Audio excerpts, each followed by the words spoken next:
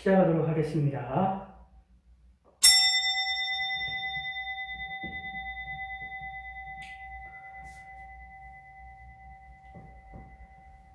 전능하사 천지를 만드신 하나님 아버지를 내가 믿사오며 그 외아들 우리 주 예수 그리스도를 믿사오니 이는 성령으로 잉태하사 동정녀 마리아에게 나시고 본디오 빌라도에게 고난을 받으사 십자가에 못 박혀 죽으시고 장사한 지 사흘 만에 죽은 자 가운데서 다시 살아나시며 하나님의 의로사 전능하신 하나님 우편에 앉아 계시다가 저리로서 산 자 죽은 자를 심판하러 오시리라.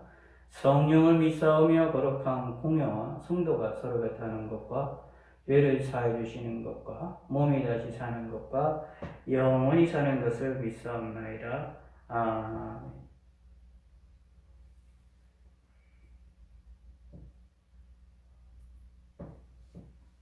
예.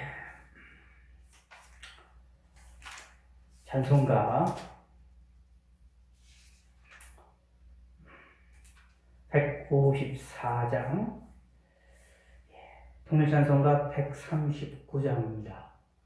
통일찬송가 139장, 154장, 생명의 주여 멸류관. 생명의 주여 멸류관 받으시옵소서.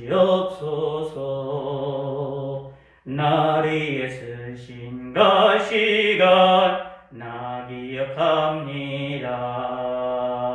저 겟세마네 기도를 늘 기억하게 하시고 그 십자가의 은혜로 날 인도하소서. 누셨던 무덤 내게도 보이시옵소서. 잠드신 동안 전사가 굳게 지키었네. 저 겟세마네 기도를 늘 기억하게 하시고 그 십자가의 은혜로 날 인도하소서. 마리아처럼 새벽에 주께로 갑니다. 빈 무덤 내게 보이사 날 가르치소서. 저 겟세마네 기도를 늘 기억하게 하시고 그 십자가의 은혜로 날 인도하소서. 고난의 잔을 날 위해 다 마셨나이다. 나 항상 나의 십자가 감당케 하소서.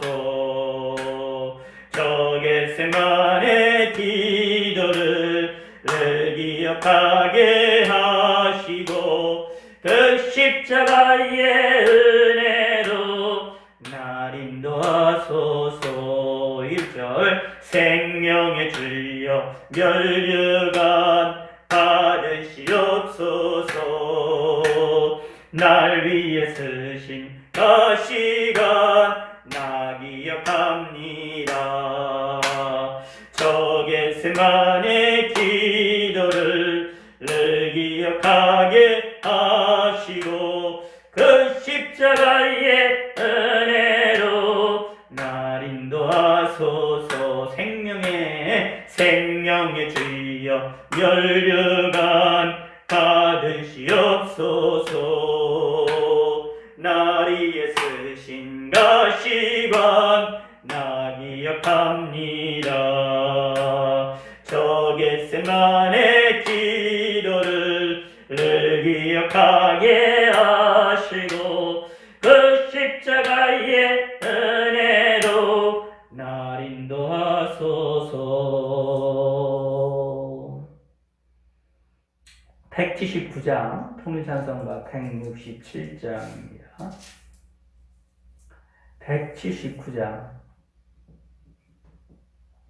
통일찬송가 167장 주 예수의 강림이 주 예수의 강림이 가까우니 저 천국을 얻을 자 회개하라.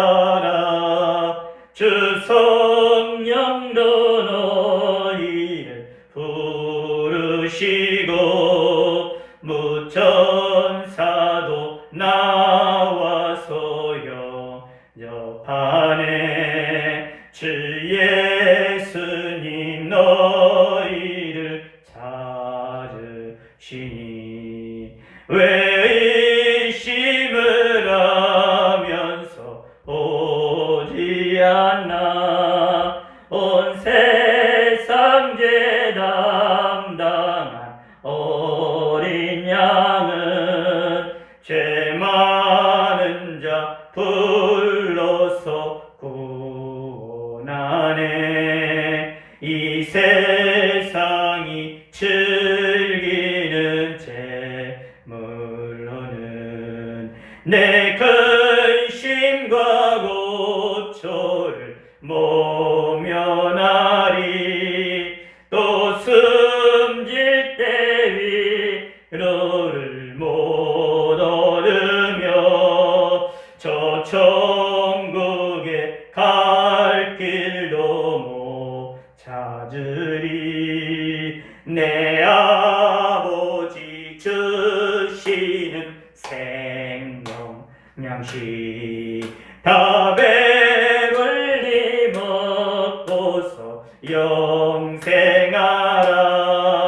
곧 의심을 버리고 주께 오면 그 한없는 자비를 입으리.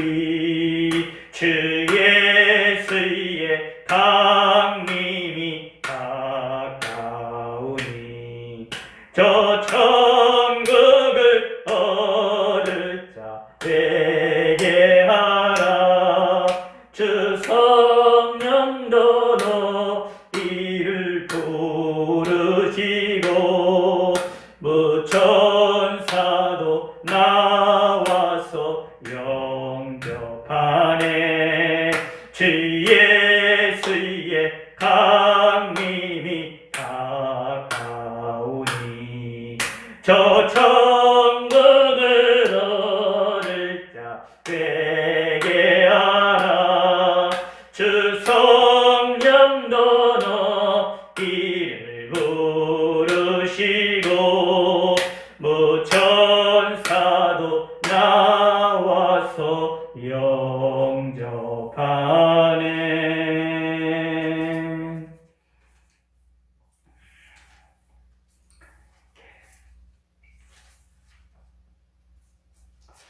네, 찬송가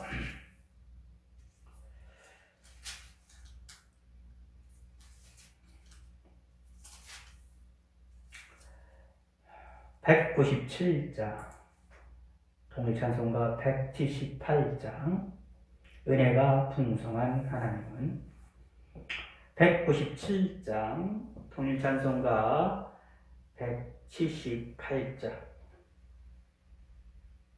은혜가 풍성한 하나님은 믿는 자 한 사람 한 사람 어제도 오늘도 언제든지 병창토 보호해주시네. 주여 성령의 은사를 오늘도 내려 주소서. 성령의 뜨거운 불길로서 오늘도 충만케 앞소서. 정욕과 죄악에 물든 마음을 성령의 불길로 태우사 정결케 하소서. 태우소서. 깨끗게 하여 주옵소서. 주여 성령의 은사들을 오늘도 내려 주소서. 성령의 뜨거운 불길로서 오늘도 충만케 앞소서. 정욕과 죄악에 물든 마음을 성령의 불길로 태우사 정결케 하소서 태우소서 깨끗게 하여 주옵소서. 주여 성령의 은사들을 오늘도 내려 주소서. 성령의 뜨거운 불길로서 오늘도 충만케 앞서서 희생의 제물로 돌아가시 어린 양 우리 주 예수여 그 속에 은혜를 내리시사 오늘도 구원해 주소서. 주여 성령의 은사들을 오늘도 내려 주소서. 성령의 뜨거운 불길로서 오늘도 충만케 앞서서 주님의 기쁘신 마늘 세상에 널리 전하리라. 하늘의 능력과 권세로서 오늘도 이끌어 주옵소서. 주여 성령의 은사들을 오늘도 내려 주소서. 성령의 뜨거운 불길로서 오늘도 충만케 하소서. 아멘. 찬송가 한 장만 더 하겠습니다. 270장, 통일찬송가 214장, 통일찬송가 214장, 270장입니다. 변찮은 주님의 사랑과 거룩한 보혈의 공로를 우리 다 찬양을 합시다. 주님을 만나볼 때까지 예수는 우리를 깨끗게 하시는 주시니 그의 피 우리를 눈보다 더 이게 하셨네. 변찮는 주님의 사랑과 거룩한 보혈의 공로를 우리 다 찬양을 합시다. 주님을 만나볼 때까지 예수는 우리를 깨끗게 하시는 주시니 그의 피 우리를 눈보다 더 이게 하셨네. 우리를 깨끗게 함피는 무궁한 생명의 머리새 생명의 구원을 받은 자 하나님 찬양을 합시다. 예수는 우리를 깨끗게 하시는 주시니 그의 피 우리를 눈보다 더 이게 하셨네. 주님의 거룩한 보혈을 날마다 입으로 간증해 담대히 싸우며 나가세. 천국에 들어갈 때까지 예수는 우리를 깨끗게 하시는 주시니 그의 피 우리를 눈보다 더 이게 하셨네. 십자가 단단히 붙잡고 날마다 이기며 나가세. 머리에 면류관 쓰고서 주 앞에 찬양할 때까지 예수는 우리를 깨끗게 하시는 주시니 그의 피 우리를 눈보다 더 이게 하셨네. 변찮는 주님의 사랑과 거룩한 보혈의 공로를 우리 다 찬양을 합시다. 주님을 만나볼 때까지 예수는 우리를 깨끗게 하시는 주시니 그의 피 눈보다 더 이게 하셨네. 변치 않는 주님의 사랑과 거룩한 보혈의 공로를 우리 다 찬양을 합시다. 주님을 만나볼 때까지 예수는 우리를 깨끗게 하시는 주시니 그의 피 우리를 눈보다 더 이게 하셨네. 제가 기도하겠습니다. 하나님 아버지여 감사합니다. 오늘 하루도 하나님 은혜로 잘 지낼 수 있게 하시고 무사히 하루를 통과할 수 있게 하심을 감사드립니다. 오늘 이 밤도 하나님의 말씀을 들으며 하나님의 뜻을 상고하는 시간을 가지며 말씀을 들음으로 하나님 앞에 가까이 나가는 시간이 되고자 합니다. 함께하여 주시고 은혜를 베풀어 주시고 하나님이 복을 내려 주시옵소서. 우리에게 들을 수 있는 귀를 열어주시고 학자와 같은 귀를 열어주시사 하나님의 말씀을 듣고 깨닫게 하여 주시옵고 듣고 깨닫는 것으로만 끝나는 것이 아니라 믿고 행할 수 있는 성도들 될 수 있도록 축복하여 주시옵소서. 그리고 이 어려운 시기에 하나님으로 인하여 하나님과 함께 기뻐하며 즐거워하며 삶을 살아나가는 시간들이 될 수 있도록 은총을 베풀어 주시고 우리가 걱정하고 근심하는 모든 일들이 하나님 안에서 무사히 잘 해결이 될 수 있도록 하나님이 도와주시옵소서. 하나님 아버지여 감사합니다.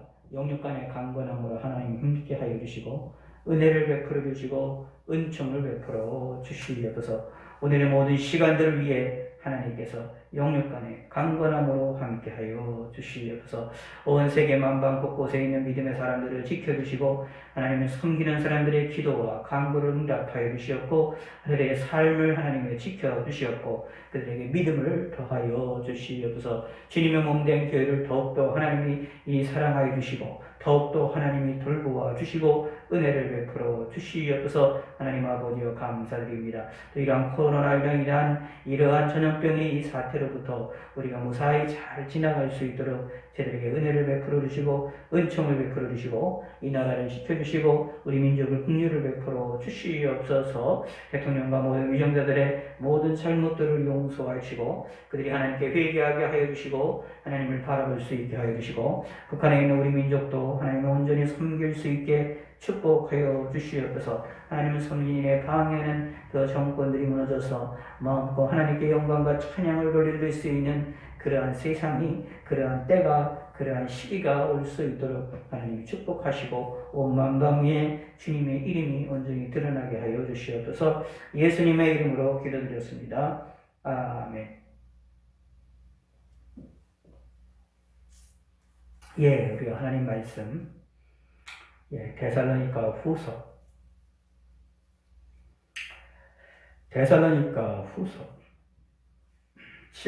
1장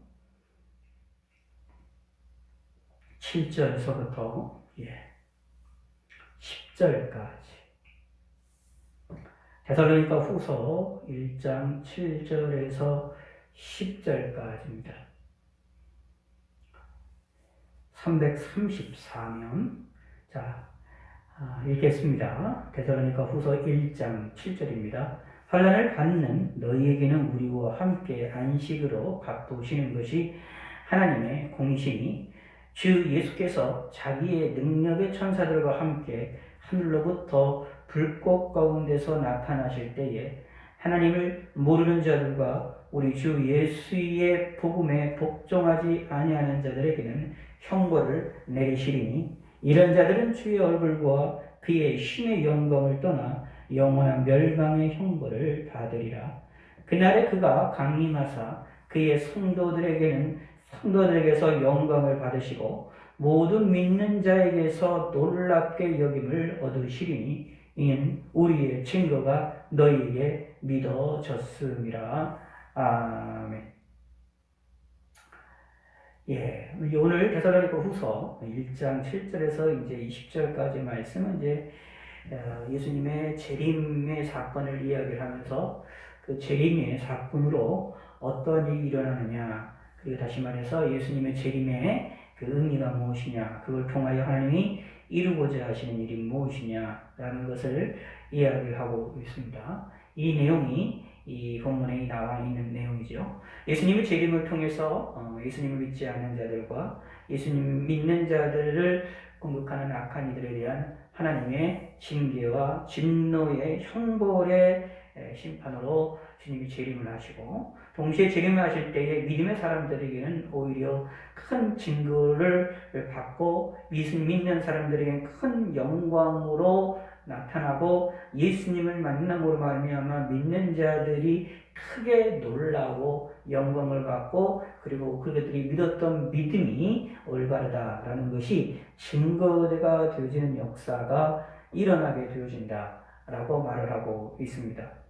그러므로 이 본문을 통해서 재림에 대한 그 의미를 우리에게 알려주고 있는 내용들입니다. 오늘은 우리가 잠시 동안 우리가 재림에 대한 이야기를 우리가 살펴보도록 하겠습니다. 그 전에 우리가 잠깐 함께 생각을 해보자 하는 이야기는, 어제 우리가 살펴보았던 내용들 중에 천국과 지옥은 분명히 있다라고 말씀을 드렸고, 이 천국에 대한 이야기를 말씀을 드리면서 우리가 한 가지 좀 생각을 좀 해봐야 되는 내용들 가운데 우리가 살펴보지 않았던 내용들이 있습니다. 그것이 무슨 내용이냐 하면, 이 천국이라는 것이 있다면, 천국에 대한 복음이 있다면 그것을 어떻게 되느냐, 증언을 해야 된다, 증거를 해야 된다 라는 것입니다. 마태복음 24장 14절에 이 천국 복음이 모든 민족에게 증언되기 위하여 온 세상에 전파되리니 그제야 끝이 오리라 라고 말하면서, 끝날에 일어나는 일 가운데 하나가 복음이 전파가 된다, 증언되기 위하여 전파가 된다, 전달이 되어진다 라고 분명히 이야기를 하고 있습니다. 여기 잘 이해를 하셔야 됩니다. 모든 사람이 다 예수를 믿게 되어진다가 아닙니다. 온 세상에 전파가 되는 겁니다. 전파가 되어지고 그것을 통해서 모든 민족에게 천국 복음이 증언이 된다, 증거가 되어진다 라고 말하고 있습니다. 그렇게 된 이후에야 이제 끝이 온다 라고 이야기를 하고 있는 내용입니다. 그러므로 우리는 말세를 살아나가고 있는 사람들에게 있어서 중요한 것 중에 하나가 천국 복음을 증거해야 된다. 천국 복음을, 예수님에 대한 이야기와 천국에 대한 이야기들을 이야기를 해야 된다라는 이야기입니다. 그런데 중요한 것은 믿든 믿지 않든, 상대방이 믿든 믿지 않든 증언을 해야 됩니다. 이야기를 해야 됩니다. 이것이 저와 여러분들이 해야 될 일이라는 것이 성경에서 말하고 있는 내용들입니다. 말로 얘기를 못하겠으면, 언어로 이야기를 못하겠으면 우리의 행동으로, 우리의 삶으로 내가 예수를 믿고 동시에 이 하나님이 우리가 예수 믿는 자들의 삶이 천국 복음이 있다는 것에 대한 것들을 증거하는 믿음의 사람들이 되어야 됩니다. 언어뿐만 아니라 행동으로도 무슨 일이든지 어떤 일이든지 간에 증거가 되어야 되고 증인이 되어야 된다 라는 얘기입니다. 그러므로 천국 복음을 전하는 자들, 천국을 복음을 전파하는 그것이 우리 예수 믿는 사람들의 중요한 사명 가운데 하나라는 사실을 성경은 우리에게 알려주고 있는데, 자, 마지막 때의 또 특징 가운데 하나가 뭐냐 하면, 예수님께서도 오셔서 이제 회개하라, 천국에 가까우니라라고 말씀하십니다. 사도 요한, 세례 요한도 이 말씀을 했지만 예수님께서도 회개하라, 천국에 가까우니라라는 말씀을 통하여서 천국에 가까웠다라는 것을 알게 하시고, 천국이 우리 눈앞에 있다라는 것을 알게 하셔서 천국에 들어가는 복음, 천국에 들어가는 기쁜 소식의 길들을 알려주기를 기뻐하셨다. 그것을 우리가 성경에서 발견해낼 수가 있는 것입니다. 이것이 말세를 당한 사람들이, 말세를 살아나가는 사람들의 중요한 의미 가운데 하나입니다. 다시 한번 말씀드리지만, 종말이라는 것을 복잡하고 어렵고 이렇게 신기하게 생각하실 필요가 없습니다. 간단합니다. 종말을 당한 자들은 종말에 살고 있는 자들은 누구냐? 저와 여러분들입니다. 우리는 이미 종말에 살고 있는 사람입니다. 끝날에 살고 있습니다. 언제 이 끝날이 마치게 될지는 알 수가 없으나 이 끝날이 이 세상의 끝날이 언제 끝나게 될지는 알 수 없으나 그러나 끝날이 있다라는 것은 분명한 것이고 그 끝날이 가까운 시기에 살고 있는 것만은 분명한 사실입니다. 그러므로 우리는 종말에 대한 사건을 기억하면서 종말에 대한 이야기들을 우리가 들을 때마다 기억해야 될 것은 무엇을 기억해야 되느냐? 예수님 천국 복음을 기억을 해야 된다 라는 이야기입니다. 천국 복음을 전파하고 천국 복음을 믿어야 된다 라는 얘기입니다. 예수님으로 인하여 내가 구원받았다는 사실을, 예수를 믿으면 구원받는다는 사실을, 예수님 믿으면 내 죄가 용서받는다는 사실을 우리는 믿어야 된다 라는 얘기고, 이것을 더 강조를 해야 된다 라는 얘기입니다. 종말이 되었다고 해서 종말의 시기에 삶을 살아나가는 사람들이라고 하여서 그냥 가만히 있는 것이 아니라 무엇을 하느냐? 예수님에 대한 복음, 천국 복음을 더욱더 강력히 이야기하는 자들이 종말에 살아나가는 자들의 삶입니다. 그러면서 동시에 이 종말을 바라보고 있는 자들은 이 종말이 다시 한번 말씀드리면 두려움이 아닙니다. 오늘 본문에 보면 종말의 사실은 핵심은 무엇이냐면 예수님의 재림입니다. 예수님의 재림을 빼고 이야기하는 모든 것들은 다 쓸모없는 내용들입니다.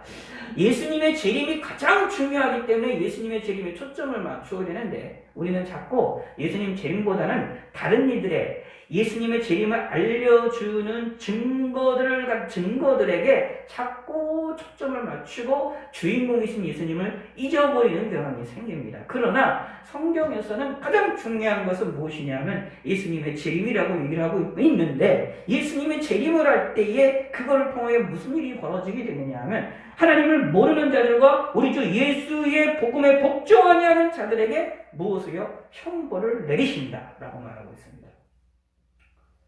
자, 형벌을 받는 자들은 무서운 겁니다. 예수님의 재림을 기대하고 소망하는 것이 바로 말세의 특징입니다. 그리고 말세를 살아나가는 사람들의 신앙의 자세입니다. 종말이 가까웠다라고 말하는 것은 예수님의 재림이 가까웠다라고 말하는 것입니다. 예수님의 재림이 가까웠다라고 말하는 사람들에게는 두려운 것이 아닙니다.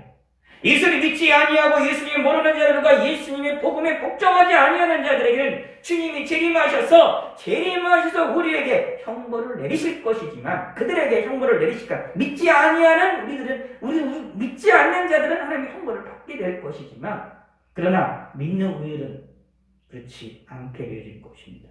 그것이 무엇이 있느냐 하면 10절에 말합니다. 그날에 그가 강림하사 그의 성도들에게서 영광을 받으시고 라고 말하고 있습니다. 주님이 강림하심으로, 예수님 다시 재림하심으로 말미암아 성도들과 큰 기쁨을 누리게 되어진다라는 얘기입니다. 그러므로 성도들에게는, 예수님을 믿는 사람들에게는 종말이, 마지막 날이 두려움이 아닙니다. 형벌로 무서워하는 것이 아니라 기쁨의 날이라는 사실을 꼭 기억을 하셔야 됩니다.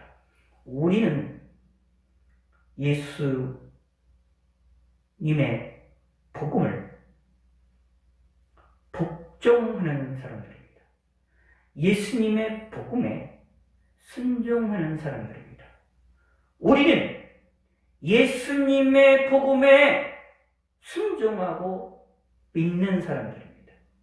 근데 만약에 우리가 예수님을 거부하고 예수님의 복음에 순종하지 않고 천국 복음에 순종하지 않고 천국 복음을 거부한다면 우리는 주님의 재림 때에 우리는 형벌을 받게 될 것이다 라는 것을 성경에서는 분명하게 말하고 있습니다. 그러므로 우리가 어떤 사람이냐가 중요한 겁니다. 마지막 날이라는 소식들이 들려질 때마다 우리가 기억해야 될 것은 내가 어떤 사람이냐라는 것을 기억하셔야 됩니다. 깨달으셔야 됩니다. 살펴보셔야 됩니다. 나는 어떤 사람입니까? 예수의 사람입니다. 예수님의 사람입니다. 나는 예수님 안에 있고 예수님이 내 안에 계신 나는 예수님의 사람입니다. 왜냐하면 예수님을 구세주로 믿고 있기 때문입니다. 믿지 않는다면 예수님을 믿어야만 해야 됩니다. 그래야 마지막 날에 주님의 재림 때에 형벌을 받지 않고, 여기 이 구절에 말합니다. 이런 자들은 주의 얼굴과 그의 힘의 영광을 떠나 영원한 멸망의 형벌을 받으리라. 영원한 멸망의 형벌, 지옥을 묘사하고 있습니다. 영원한 지옥을 묘사하고 있습니다. 그것도 영육이 함께 영원토록 고통을 당하는 멸망의 형벌을 받게 되는 지옥을 이야기하고 있습니다. 그러므로 예수님을 믿지 아니한다면, 예수님을 영접하지 아니한다면 마지막 날이 두려움의 날이 됩니다. 여호와의 날이 두려움의 날이 됩니다. 예수님의 재림의 날이 무서운 날이 됩니다. 그래서 기억하셔야 돼요. 말세에 대한 이야기들을 하시는 분들 가운데 가끔 믿는 사람들에게 두려움을 자꾸 주는 그런 일들이 벌어집니다.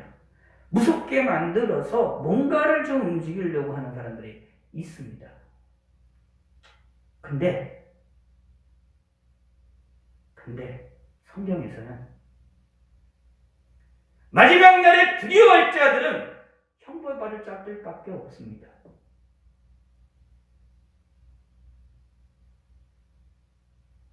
하나님의 사람들은, 주님의 성도들은, 그의 성도들은 예수님이 재림하실 때 예수님께 영광을 돌려드리고 예수님을 믿었다라는 것이 얼마나 놀라운 사건인지를 다시 한번 체험하게 되는 사건이 되어집니다. 놀랍게 증명이 되는 사건이 되어집니다. 다른 말로 표현하면 무슨 뜻이냐면, 우리가 일평생 예수님을 믿었다라는 사실이 거짓된 것이 아니라, 거짓말이 아니라 이것이 올바른 사건이다라는 사실을 우리가 만방에 드러내시는 하나님의 놀라운 역사가 주님의 재림을 통하여 일어나게 된다.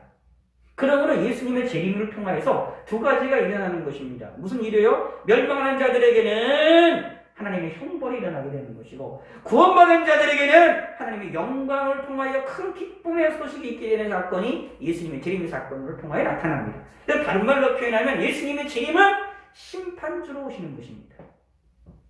예수님의 초림, 2000년 전에 이 땅에 아기로 태어나셔서 오셨을 때는, 그때는 우리를 구원하시기 위해서 구원주로서 오셨지만, 이때는 마지막 다시 오시겠다고 말씀하시는 그 약속의 말씀을 따라 다시 오시는 그때는 심판의 주로 오시게 됩니다.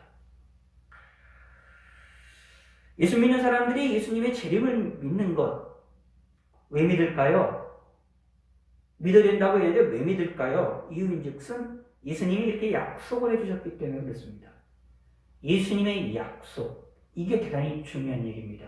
예수님이 우리를 위하여 약속해 주셨습니다. 다시 오시겠다. 그러므로 우리는 그 약속을 믿는 것입니다. 왜 약속을 믿느냐 하면, 하나님이신 예수님께서 우리에게 행하신 모든 일들을 다 이루시고 다 성취하시는 하나님이시기 때문에 당연히 그분 스스로가 약속하셨던 마지막 약속인 다시 오시겠다라는 약속 또한도 성취되어질 것이다라고 믿게 되어진다라는 이야기입니다. 다르게 표현한다면 이런 얘기입니다. 이거를 분리시키시면 안 돼요. 예수님 믿는 거랑 예수님의 재림을 믿는 거랑 두 개를 분리시키면 안 됩니다.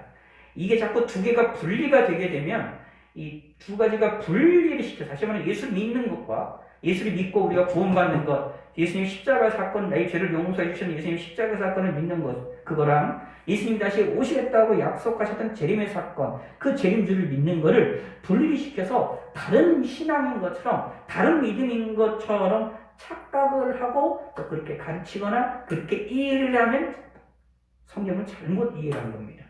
잘못 알고 있는 겁니다. 성경에서는 예수님의 구속의 사건, 예수님의 십자가에서 죽으셔서 사건을 믿으면 그 믿는 자들은 자연스럽게 무엇도 믿느냐? 다시 오실 예수님도 믿는다 라고 말하는 겁니다. 너무도 자연스러운 일입니다. 분리를 시키면 안 됩니다. 하나입니다. 예수님의 재림을 믿으면 십자가 사건을 믿는 거고 십자가를 믿으면 예수님의 재림의 사건을 믿는 겁니다. 그러므로 우리 예수 믿는 사람들의 시각은 두 가지의 시각을 다 같이 가고 있습니다. 과거에 일어났었던 예수님의 십자가 사건과 부활의 사건을 보고 과거를 바라보는 눈과 그리고 그 예수님이 다시 약속하셔서 다시 오시겠다 약속하셨던 그 미래에 일어나게 될 일들을 두 개를 항시 동시에 보는 사건입니다. 예수 믿는 사람입니다. 다른 말로 표현하는데 우리 예수 믿는 사람들은 온 우주의 역사들 모든 역사들을 크게 바라보고 있는 자들이 믿음의 사람들이다 라는 이야기입니다.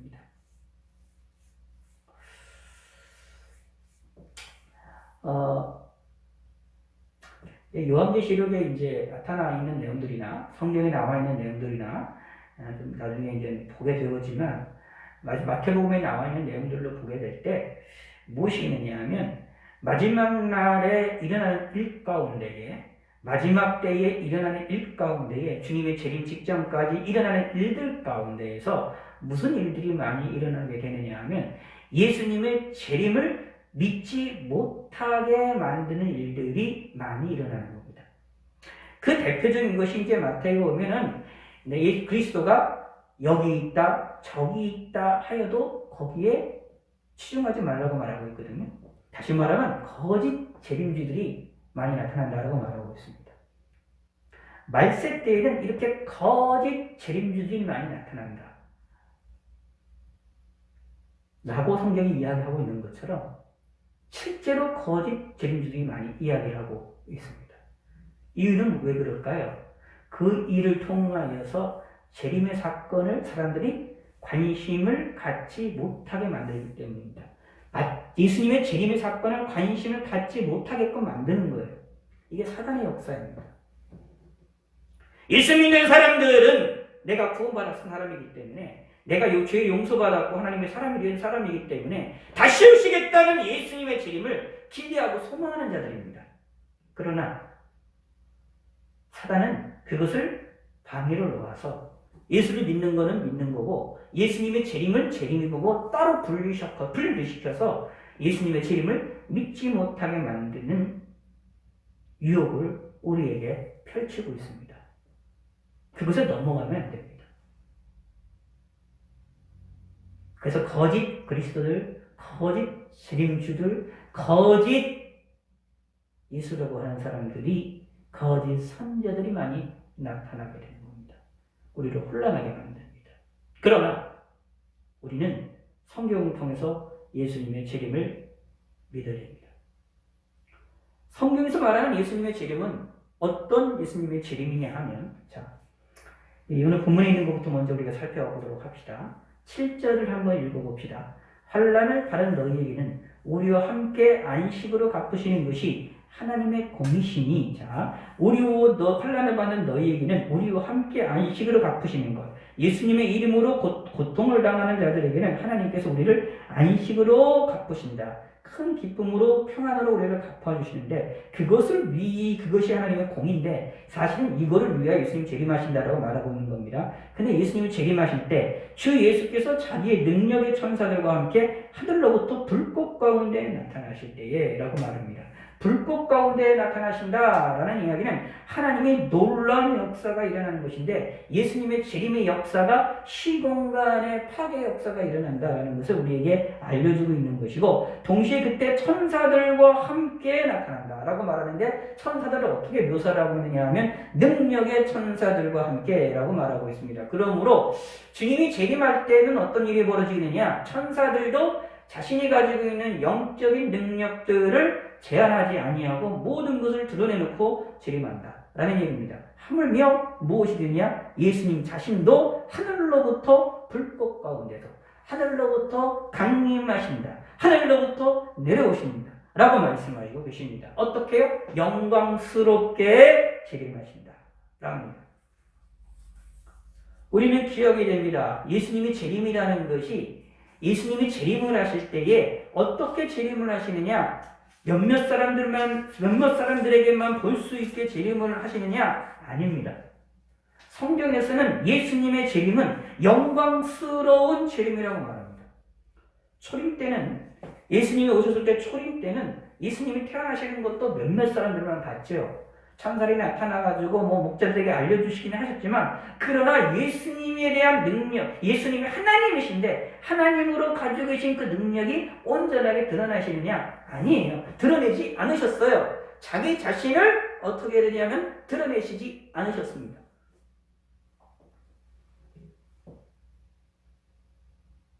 그리고 사람들이 볼 때는 예수님을 무엇으로 보았느냐? 인간처럼 보았다. 그러나 예수님의 말씀을 듣고 예수님의 행동을 보다 보니까 그분이 하나님이시라는 것을 알게 되었던 것입니다. 그러나 마지막 날에 예수님이 다시 오시겠다라고 약속하셨던 그 재림의 순간에, 다시 오시겠다라고 하셨던 그 순간에는 무엇이냐 하면 하나님이 영광 가운데에 능력의 천사들과 함께 하나님의 영광스러운 주님으로서 우리에게 다시 오십니다. 다시에게 나타내십니다. 승리의 주님으로서 우리에게 나타내신다 라고 분명히 말씀하고 계십니다. 참고로 하나님이시라는 사실을 여지없이 드러내시면서 재림하신다라는 얘기입니다.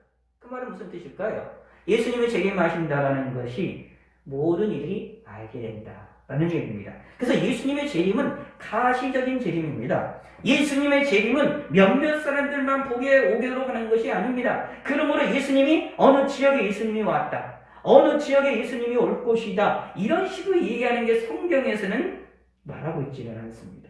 그것은 다 가짜라는 얘기입니다. 예수님의 재림주가 누구다?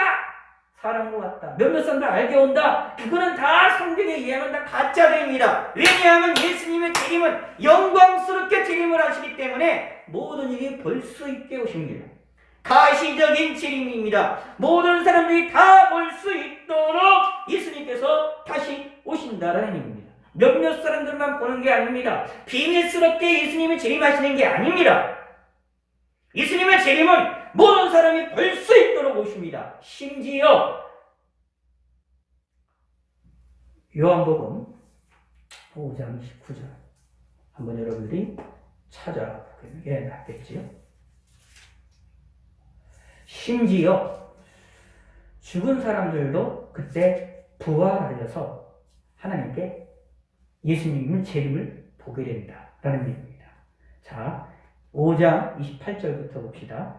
이를 놀랍게 여기지 말라. 무덤 속에 있는 자가 다 그의 음성을 들을 때가 오나니, 누구요? 예수님의 음성을 들을 때가 오나니 선한 일을 행한 자는 생명의 부활로, 악한 일을 행한 자는 심판의 부활로 나오리라. 아멘. 예수님의 재림 때에 부활의 사건이 있다. 믿음의 사람들은 생명의 부활로, 악한 일을 행한 자들은 심판의 부활로 나오게 됩니다. 믿지 않는 사람들은 심판의 부활이 있게 된다라고 말합니다. 그러나 악한 자들의 부활은 사실상 그게 무엇이라고요? 그 자체가 진노입니다. 그 자체가 저주입니다. 영육이 함께 지구로 떨어지기 위한 부활이기 때문에 그 자체가 기쁨과 즐거움이 아닙니다. 그래서 성경에서는 심판의 부활이라고 표현을 하고 있지만 실질적으로는 이들의 부활을 성경에서는 강조하고 있지를 않은 겁니다. 중요하지가 않아요. 누가 중요하냐 하면 생명의 부활을 맞는 사람들이 중요합니다. 근데 중요한 거는 예수님이 재림 때 어떻든지 간에 믿는 사람이든 믿지 않는 사람이든 죽었던 자들은 다시 다 살아난다 라는 얘기입니다. 그러므로 예수님의 재림이 몇몇 사람들만 알게끔 오신다? 잘못된 이해입니다. 그러므로 예수님이 여기 있다, 예수님 재림주가 여기 있다, 저기 있다 하는 소리들에 대하여서 우리는 관심을 갖지 말아야 됩니다. 그것은 잘못된 것이라고 단호하게 이야기를 할 줄 알아야 됩니다. 왜냐하면 예수님의 재림은 모든 이들이 볼 수 있도록 가시적으로 오십니다. 영광스러운 능력으로 영광스럽게 승리에 찬 모습으로 예수님께서 이 땅에 오십니다. 그 말은 무슨 뜻일까요? 예수님의 모습, 재림 때의 모습은 참으로 육체를 가지고 오신다라는 얘기입니다. 부활하실 땐 육체를 가지고 오시지만 사람으로 부활하셨던, 오셔서 사람의 십자가에 죽으시 상에 부활하셨던 그 영광의 부활 체에 몸을 가지고 계셨던 그 모습 몸으로 다시 재림하십니다. 근데 그때 재림하실 때에 하나님의 영광, 신성이 그대로 드러내시면서 영광스럽게 재림을 하시는 것입니다. 그렇기 때문에 모든 일을 볼 수 있습니다. 육체를 가진 상태로 재림하시면서 모든 일을 볼 수 있다라고 말하고 있기 때문에 무엇이라고 말하고 할까요? 예수님이 재림 때에 불꽃 가운데에 강림하시게 되는 겁니다. 시간과 공간에 우리가 알고 있는 공간들이 파괴가 된다는 것을 알 수가 있게 됩니다.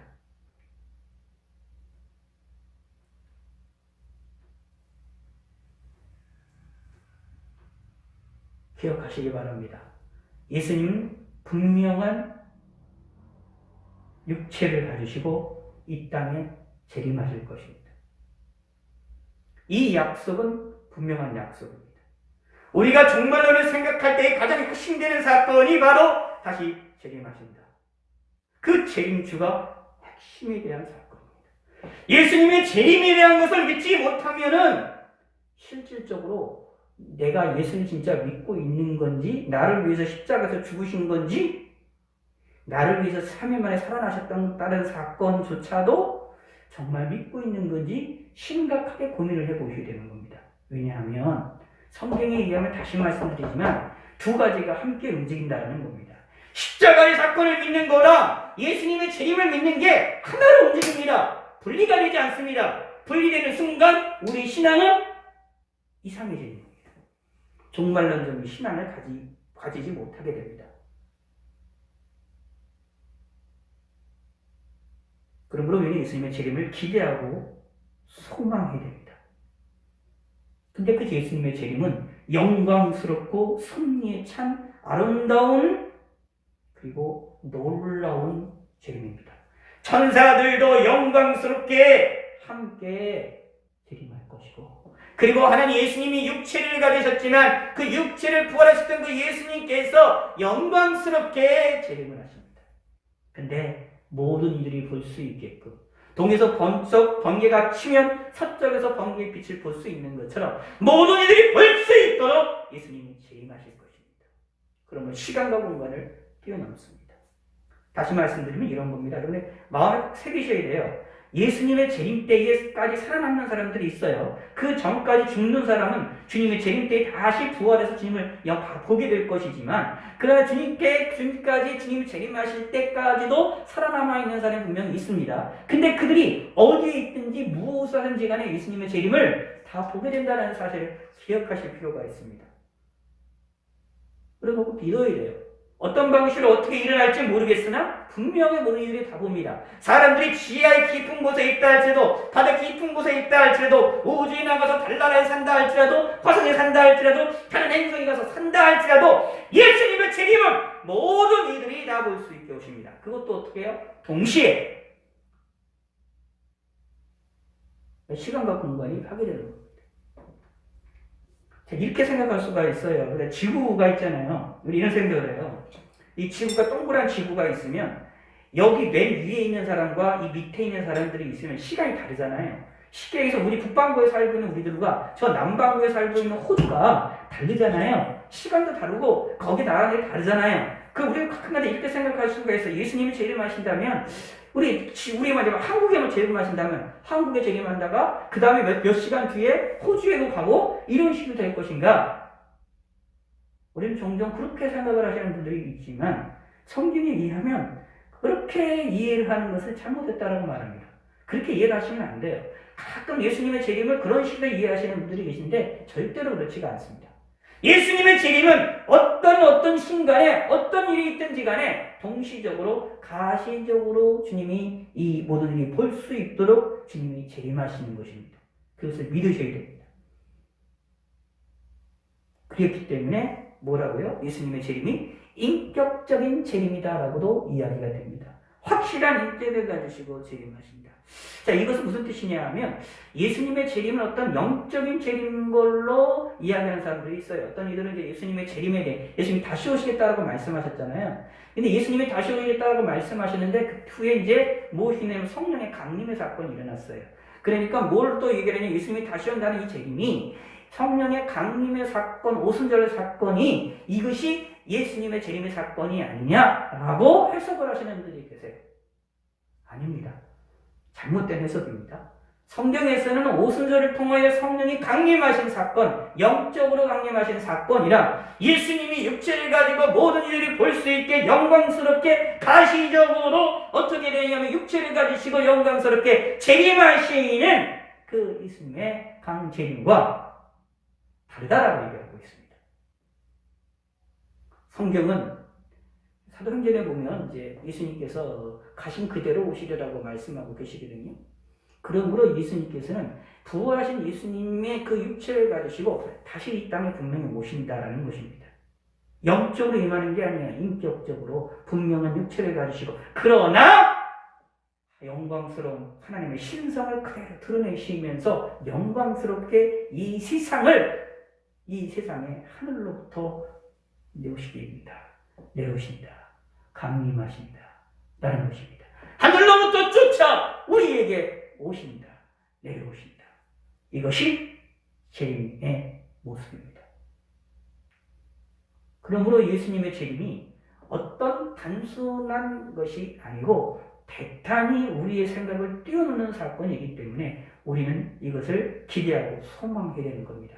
다시 말씀드리지만 예수님의 재림하는 그때는 예수님의 재림하신다는 것을 숨기지 않으셔요. 하나님이 예수님이 숨기지 않으세요. 그렇기 때문에 예수님의 재림하신다는 것을 모르는 사람이 아무도 없습니다. 예수님의 재림하실 때는 모든 이들이 예수님의 재림하는 것을 다 알아요. 그러므로 예수님 믿는 자들은 그때 기뻐하고 즐거워하고 하나님께 영광을 돌려드리면서 내가 예수님을 믿었던 나의 평생의 믿음이 이것이 옳았구나 라는 것을 깨달으면서 하나님과 함께 영광스럽게 찬양과 영광을 돌리는 순간이 일어나게 됩니다. 그래서 예수님의 재림의 사건을 갖다서 예수님의 재림 때 재림을 통하여 믿음의 사람들과 만나는 순간을 뭐로 묘사하느냐 하면 혼인잔치로 묘사하고 있는 겁니다. 그러나 믿지 아니하는 자들에게는 이것이 형벌의 순간입니다. 멸망의 순간입니다. 그러므로 무엇이 일어나게 되느냐 하면 그 순간이 무엇과 같으냐? 아마겟돈 전쟁처럼 큰 전쟁의 사건처럼 자신들이 멸망하는 순간이 되어진다라는 것입니다. 그런데 우리는 멸망하는 자들의 편에 서 있지 않습니다. 예수 믿는 사람들은 망하는 자들의 편에 서 있지 않습니다. 우리는 어디 편에 서 있습니까? 믿음의 편에 서 있습니다. 예수님 편에 서 있습니다. 그러므로 마지막 날이라는 것에 대하여 우리는 두려우거나 무서움으로 받아들이시면 아니 됩니다. 예수님의 재림에 대하여서 무서워하고 두려워하는 것이 아닙니다. 오히려 기뻐해야 됩니다. 오히려 즐거워해야 됩니다. 그래야 예수님의 재림에 대한 이야기들을 많이 할 수가 있습니다. 그런데 기억하시기 바랍니다. 예수님의 재림은 갑작스러운 재림이다라고 성경에 이야기를 하고 있습니다. 이게 대단히 중요합니다. 사단의 역사 가운데 하나가 기독교 역사에도 마찬가지고요.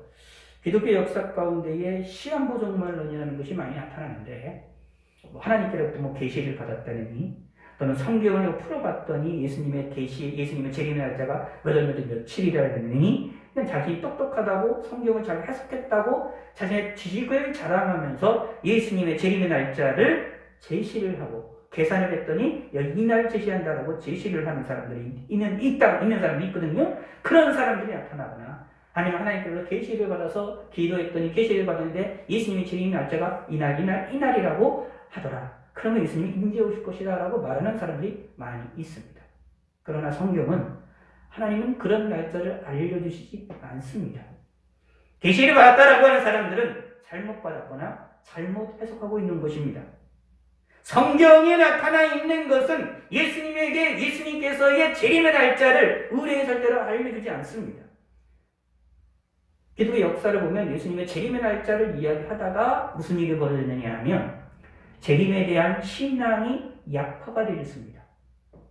재림에 대한 것을 강조하면 예수님의 재림에 대한 것을 이야기하고 강조하고 종말에 대한 것을 강조를 하면 사람들이 두 가지 반응이 나타납니다. 하나는 무엇이냐 하면 시한부 종말론처럼 넘어가서 시한부 예수님의 재림의 날짜를 알아보려고 예수님의 재림의 날짜를 알아내려고 노력하는 어리석은 사람들이 나타나거나 동시에 두렵고 무서움에 떠는 사람들이 나타납니다.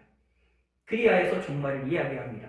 그러다 보니 예수님의 재림하신다, 예수님의 재림이 가까이 오셨다, 예수님의 재림이 가까웠다라고 말하는 성경에 있는 말씀을 그대로 전하고 전파하고 설교하기가 힘들어지게 됩니다. 왜냐하면 그렇게 말하다 보면 그 잘못된 사람들의 주장, 시한부 종말한 사람들의 주장, 그리고 재림을 종말의 사건을 두려움으로 바라보도록 만드는 사람들의 주장에 의하여서 예수님을 바로 바라보는 재림의 신앙이 왜곡이 이루어지는 경우가 너무 많이 나타나기 때문입니다. 그래서 그런 시대에는 그런 역사가 일어날 때는 다시 말씀드려요. 예수님의 재림의 날짜가 언제다 몇 월 며칠이다라고 주장하는 사람들이 많이 나타나거나 예수님의 재림 종말에 대한 이야기를 하면서 사람들에게 두려움의 마음을 심어주려는 그런 거짓된 교훈들이 많이 나타나는 시대에는 이상하게 재림에 대한 기대와 심리와 말씀의 전파가 약화가 되는 시대가 될 수밖에 없습니다. 정통적으로 보수적인 신앙인들이 그런 시대에 예수님의 재림을 강조하기가 힘들어지게 된다라는 이야기입니다. 그리하여 말세에 대한 종말에 대한 신앙을 잃어버려지게 되는 일이 벌어지게 됩니다. 참으로 안타까운 거죠. 사단이 그걸 너무나도 잘 알아서 사단은 어떻게 해서든지 우리를 속이려고 넘어가려고 만듭니다. 그리하여서 뭘 하게 되느냐? 재림의 날짜를 알게 만들려고 하고 그에 관심을 갖게 만들려고 하고 재림에 대한 이야기를 할 때마다 종말에 대한 이야기를 할 때마다 두려운 마음을 갖도록 우리의 심령을 잡고 무서운 마음으로 몰아붙입니다. 그러면 결국은 어떻게 됩니까? 우리가 재림을 기대하고 소망하지 못하게 됩니다. 그럼 그것이 좋은 일일까요? 절대로 좋은 일이 아닙니다. 잘못된 일입니다. 그러므로 우리는 무엇을 해야 됩니까? 예수님의 재림이 가까웠다라는 소리를 듣고 예수님의 재림의 시기를 기대하고 소망해야 된다라는 소리를 들을 때에 무엇으로 두려움의 소리를 들으시면 안 됩니다. 오히려 기쁨의 소리를 들으셔야 됩니다. 나의 이 세상의 고난이 이 마칠 날이 다가왔다라는 사실로 기대하고 소망하셔야 됩니다. 무서움의 순간이 아닙니다. 형벌에 받는 사람들은 누구냐? 믿지 아니하는 사람들과 하나님을 배반하는 자들과 하나님을 대적하는 자들에게는 하나님의 형벌의 순간이지만 무서움의 순간이지만 예수 믿는 사람들에게는 무서움의 순간이 아닙니다. 환란이 있는 때 마지막 대환란이 일어나서 큰 어려움이 일어난다 할지라도 사실은 그 대환란의 주인공은 하나님이 우리에게 재앙을 내리시는 것인데 그 재앙을 내리신다 할지라도 그 재앙에 두렵고 무서워야 될 사람은 누구냐 하면 형벌받을 자들입니다. 하나님을 모르는 자들과 주 예수 그리스도의 복음을 복종하지 아니하는 사람들이 두려워야 됩니다. 예수 믿는 사람들은 환란 시기에도 두려워하지 마셔야 됩니다. 하나님을 바라보셔야 됩니다. 하나님을 의지하셔야 됩니다. 그러므로 예수 믿는 사람들에게는 말세라는 소리가 무서운 소리가 아닙니다. 예수님의 재림이 가까웠다는 소리가 두려움의 소리가 아닙니다. 동시에 예수님의 재림이 언제인지를 모릅니다. 언제인지를 모르기 때문에 항상 깨어있는 것입니다. 예수님의 재림의 날짜와 시간을 알려고 노력하거나 이거를 계산하려고 노력하거나 이것을 가지고 어떤 계시를 받으려고 노력하면 안 됩니다. 예수님이 재림하신다라는 날짜를 알려주신 계시는 성경에 의하면 없습니다. 예수님의 재림의 날짜가 언제라고 알려주시는 경우가 없습니다. 그건 다 가짜들입니다. 확실하게 성경을 통해서 아셔야 됩니다. 그러므로 날짜가 언제인지를 궁금히 여기는 것이 아니라 항상 깨어있는 겁니다. 예수님의 재림의 날, 재림이 언제인지를 궁금해하는 것이 아니라 날짜와 시간과 그 몇 분 몇 초를 바라보는 것이 아니라 언제든지 오신다라는 사실을 기억하면서 깨어있어야 된다는 얘기입니다. 자, 데살로니가 후서 5장을 한번, 데살로니가 전서 5장, 데살로니가 전서 5장이 이렇게 말합니다. 형제들아, 때와 시기에 관하여는 너희의 쓸 것이 없으므. 이때의 성경이 쓰여질 때도 사도 바울 시절에서도 이런 사람들이 있었던 겁니다. 무슨 사람들이요? 예수님의 재림의 때와 시기를 계산하려고 하는 사람들이 있었고 그거를 궁금해 여기는 사람들이 있었다라는 겁니다. 근데 사도 바울은 당연한 강력하게 얘기합니다. 이거에 관해서 너희가 쓸 것이 없다. 왜냐하면 실질적으로 생각할 필요가 없기 때문에 다른 얘기입니다. 왜 쓸 것이 없느냐 하면 주의 날이 밤에 도둑같이 이를 줄을 너희 자신이 자세히 알기 때문이다. 예수님의 재림이 도둑같이 오신다라고 분명히 말하고 있습니다. 우리가 알지 못하는 때에, 우리가 생각하지 못하는 때에, 그들이 평안하다 안전하다 할 그때에 임신한 여자에게 해사하는 고통이 이름과 같이 멸망이 갑자기 그들에게 이르리니 곧 피하지 못하리라. 아멘. 이것처럼 예수님의 재림도 갑자기 오시게 된다는 얘기입니다. 평안하다 안전하다 할 그때에 예수님의 재림이 갑자기 오신다. 그러므로 언제 오시든지 언제 어떻게 오실지 우리는 알 수 없기 때문에 뭐하라? 성경에서는 깨어있으라라고 말합니다. 예수 믿는 모든 사람들은 기독교 역사에서 주 예수 2000년 전서부터 예수님 초임 때부터 지금까지 모든 시대에 살고 있던 각 시대마다 살고 있던 기독교인들은 그 기독교인 살고 있던 그 당시에 항상 무엇을 가지고 있느냐 하면 예수님의 재림이 가까웠다라고 하는 인식을 갖고 살아나가야만 했습니다. 또 그렇게 살아나가고 있고요. 그게 옳대입니다. 왜냐하면 언제 오실지 모릅니다. 알 수는 없으나 예수님의 시기가 재림 때가 가까웠다라는 사실을 기대하고 소망하며 느끼며 살아나가는 겁니다. 그것이 기독교인들의 모습입니다. 할 수만 있으면 나의 시기에 내가 살아있을 동안에 예수님의 재림에 기대하고 소망하면서 지금까지 기독교인들은 우리 신앙 선배들은 살아왔습니다. 그러나 예수님의 재림의 날짜는 언제일지 모릅니다. 언제 오실지 모릅니다. 그러므로 무엇을 합니까? 예수님의 재림의 날, 이 재림의 날이 언제냐 관심 두는 것이 아니라 예수님 재림하실 거니까 나는 깨어 있어야 된다 라는 것에 대해서 관심을 가졌습니다. 그리고 예수님의 재림을 기대하고 소망했습니다. 왜냐하면 예수님의 재림을 통하여 우리가 옳다라는 것이 드러나는 순간이 되어지기 때문에 그렇습니다. 예수님이 재림하시게 되면 이 세상에서 우리를 공격하고 우리를 환난하고 우리를 조롱하는 사람들의 입술이 완전히 닫혀지는 순간이 되어지기 때문에 그렇습니다. 왜냐하면 그들에게 하나님이 형벌을 내리시기 위하여 재림하시기 때문입니다. 그러나 우리들에게는 예수 믿는 우리들에게는 기쁨의 순간이 됩니다. 즐거움의 순간이 되어집니다. 마태복음 24장 36절에도 이런 말이 나옵니다. 38절에도 이런 얘기 나오는데 그러나 그날과 그때는 아무도 모르나니 하늘의 천사들도 아버지도 모르고 오직 아버지만 아시니라. 다시 말하면 철저하게 비밀이다라고 말하고 있는 겁니다. 그러므로 예수 믿는 사람들이 예수님의 날짜를 알려고 그것에 관심을 둔다? 어리석은 행동입니다. 그리고 예수님의 날짜에 관심을 가지고 그걸 계산했다고 하면서 자신이 믿음이 있다고 얘기한다? 그거 진짜 신앙이 이상한 겁니다. 진짜 구원받은 사람이고 진짜 믿음의 사람이라면 예수님의 재림 날짜 언제 올지 그거 상관이 없습니다. 언제 오시든지 상관이 없습니다. 예수님의 재림이 가까웠다는 사실을 항상 인식하며 뭐가 합니까? 예수님의 재림을 기대하고 소망을 합니다. 언제 오시든지. 그리고 그 예수님의 재림을 두려움의 눈으로 보는 것이 아닙니다. 기쁨의 눈으로 보는 겁니다. 그것이 구원받은 사람들, 예수 믿는 사람들의 신앙입니다. 마음에 꼭 새기시길 부탁의 말씀을 드리겠습니다. 종말이다 라는 말이 많이 얘기가 되어지고 이러한 재난의 코로나로 인한 재난의 이 시기에는 나중에 이제 징조의 사건과 이제 연관이 되는데 이런 징조의 사건으로 이런 고난의 시기가 이 환난의 시기가 일어나는 이 시기에는 우리는 어떻게 될까요? 저와 여러분은 어떻게 될까요? 기억하셔야 됩니다.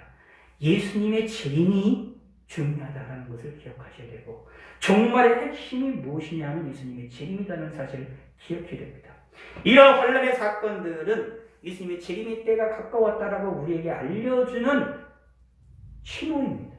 그런 이 신호를 통하여 뭐 하게 되느냐? 깨어나셔야 됩니다. 그리고 예수님의 재림을 바라보셔야 됩니다. 근데 바라볼 때 어떻게 바라보느냐? 두려움의 눈으로 바라보는 게 아닙니다. 예수님의 재림이 하는 순간 나의 모든 신앙이 어떻게 해요? 하나님 앞에 인정을 받고 내가 하나님께 나아갔던 이 모든 삶이 하나님께로부터 인정을 받는 순간이다라는 사실입니다. 기쁨의 순간입니다. 혼인잔치와처럼 너무도 기뻐하고 즐거워하는 순간이 되어집니다. 그러므로 예수님의 재림을 바라보는 게 나쁜 게 아니에요. 예수님의 재림을 강조하는 게 나쁜 게 아닙니다. 좋은 겁니다. 강조할 수밖에 없습니다. 기대할 수밖에 없습니다. 누구에게요? 예수님을 믿는 사람들에게. 예수님의 십자가의 구속의 은총이 있는 사람들에게. 그러므로 말세에 해야 될 가운데 중요한 것은 천국 복음을 전파하는 일입니다. 그래서 예수님께서 첫 번째 오셔서 하셨던 말씀도 회개하라 천국에 가까우느니라 라고 말씀하셨습니다. 회개하라 천국에 가까우느니라. 천국을 소유한 자들은 주님이 재림을 기대하고 소망하게 되어지기 때문에 그렇습니다. 내 마음의 천국이, 내 마음의 심령이 천국에, 내 마음의 심령이 천국을 소유한 자들은, 예수님의 이름으로 내 마음이 천국이 되어진 사람들은 그 예수님으로 인하여 내가 죽으면 천국에 가고, 죽어서도 천국에 갈 뿐만 아니라 주님이 재림일 때도 내가 죽었다면 다시 부활하여 살아서 영육에 함께 영원한 천국에 들어가게 되는 놀라운 기쁨의 순간이 있게 되어질 것입니다. 그래서 예수님의 재림을 기대하고 소망합니다. 혹시 그때까지, 재림 때까지 내가 혹시나 살아있는다고 할지라도 그것도 그가 기뻐하고 즐거워할 수밖에 없는 것이, 그 예수님의 재림을 통하여서 우리가 변화를 받아, 우리가 변화체가 되어서 부활한 사람들처럼 우리가 변화가 돼서 예수님을 만나게 될 것입니다. 그리고 그 순간 무엇이 일어나게 됩니까? 우리가 옳았다라는 것을 증명하게 됩니다. 내가 믿었다라는 것이, 예수님을 믿는다라는 것이 증명이 되어진다라는 얘기입니다. 옳았다고. 사실은 저와 여러분들이 예수 믿는 것이, 이것이 옳은 것인지 그런 것인지 이 세상에서 객관적으로 증명해내기가 힘들지 않습니까? 과학이 많이 발전함을 통하여서 과학적인 사고방식을 많이 요구하는 이 시대 속에서 가장 중요한 것이 무엇이냐면 객관성입니다. 무엇을 하든지 객관성이에요. 객관적이다라는 얘기는 사실을 정확하게 적시하고, 사실을 정확하게 기술을 하고, 사실을 정확하게 논증을 하는 것이 대단히 중요한 시기를 살고 있습니다. 그런데 우리가 믿는 하나님, 우리가 나를 십자가 돌아가셨다는 그 예수 그리스도의 사건과 하나님이 천지 만물을 창조하셨다는 사건은 우리 인간의 논리와 이 인간의 경험과 인간의 지식으로 그것을 증명해내고 객관적으로 사실적으로 그것을 기술하기가 대단히 힘듭니다.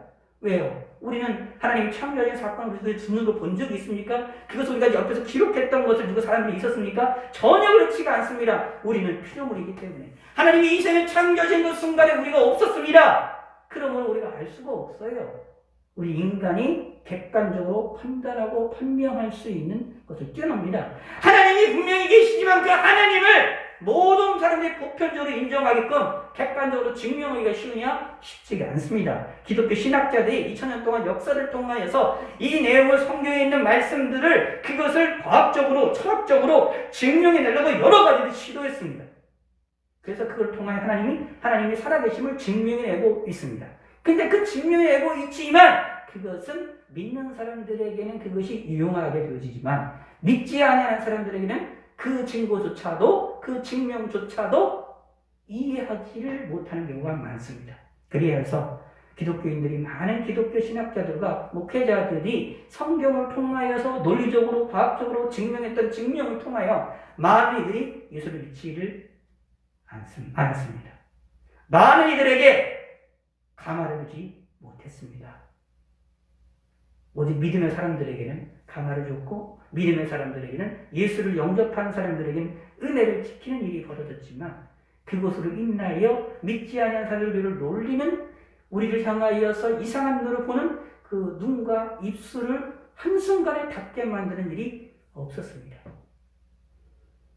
그래서 우리가 예수를 믿는 것이 참 좋은 것인지, 우리가 하나님 믿음에 살아나가는 것이 이게 올바른 것인지 때로는 근심과 걱정이 될 때도 있을 것입니다. 그러나 걱정하지 마시기 바랍니다. 성경에 의하면 마지막 날에 예수님이 재림하심으로 우리의 신앙의 옳았음을 하나님께서 확실하게 보이시고 증명해 내실 것입니다. 그리고 그때는 누구도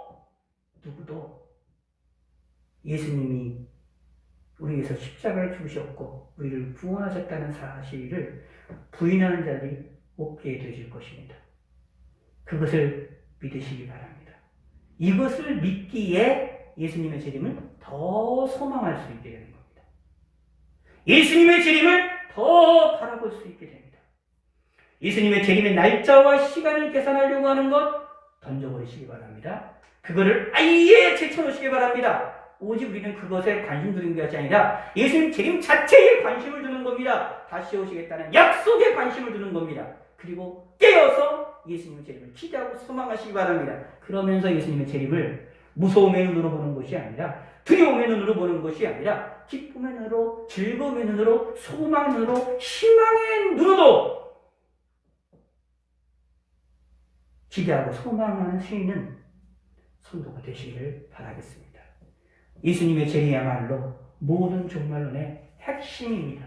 예수님의 재림이 있음으로 인하여 이 세상이 끝나게 되어지고, 예수님의 재림으로 인하여서 믿지 않은 자들과 악한 자들을 하나님이 심판하실 것이고, 예수님의 재림으로 인하여 믿는 저와 여러분들에게는 하나님의 놀라운 은혜와 은총이 일어나며 하나님을 기쁘시게 해드리고 하나님을 일어나여 즐거워하며 우리의 신앙이 올바랐다는 사실을 증명하고 증거가 되는 놀라운 사건의 시간이 되어질 것입니다. 이것을 믿고 우리가 예수님의 재림을 기대하고 소망하시는 믿음의 성도가 되시기를 바라겠습니다. 하나님이 나의 예수님이 다시 재림하실 때에 우리가 언제 오실지 모르겠지만, 혹 내 대에 오셨으면 참 좋겠지만, 주님이 언제 오시든지 간에 주님이 오신다는 것을 믿고 기대하고 소망하면서 예수님의 재림을 이야기하고 만나시길 바라겠습니다. 예수 믿는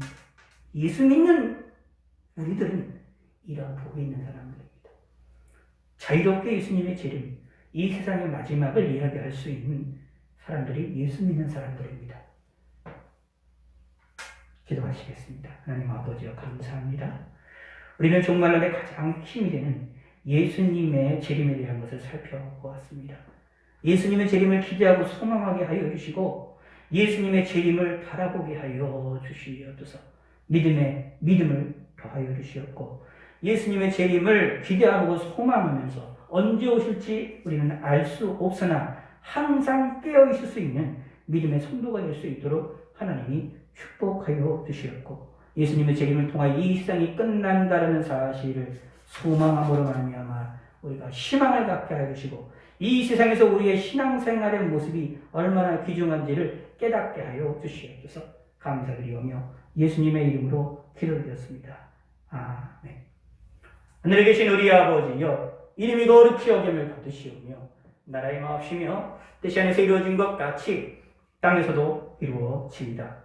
오늘날 우리에게 일용할 양식을 주옵시고, 우리가 우리에게 죄 지은 자를 사해 준 것 같이 우리의 죄를 사해 주옵시고, 우리를 시험에 들게 하지 마옵시고 다만 악에서 구하옵소서. 대개 나라와 권세와 영광이 아버지께 영원히 쌓옵나이다. 아멘. 예, 감사합니다. 내일도 저녁 9시에 온라인 집회 네 번째 날을 함께 하도록 하겠습니다. 그래서 기도를 부탁을 드리고요.